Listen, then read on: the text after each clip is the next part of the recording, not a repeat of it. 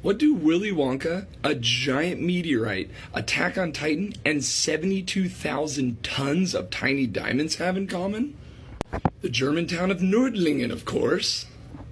Nordlingen is a town in Bavaria, Germany, with a population of 20,000 that is built entirely inside of a 15-mile wide meteorite crater.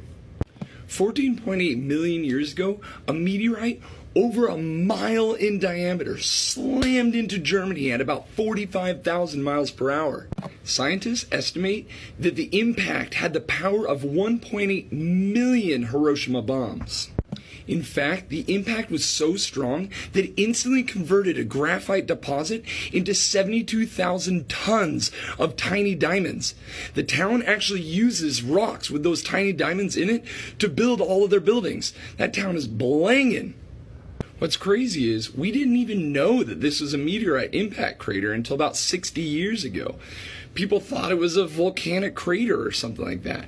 But 60 years ago, this dude right here, Eugene Shoemaker, who had just finished his PhD, was visiting the town and noticed all those little tiny diamonds in the building material.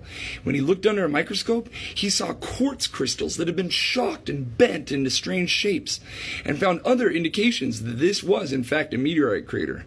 Cool side note about Eugene Shoemaker, his ashes were actually placed on the moon, making him the only person to have their remains placed on a celestial body. Good for you, Gene, but thanks for making me look bad for discovering so much badass shit just right outside of your PhD. Okay. What about Willy Wonka and Attack on Titan? Well, Willy Wonka fans might recognize the town of Nordlingen from the final scene of the 1971 movie when they bust through the factory and fly around in the glass elevator.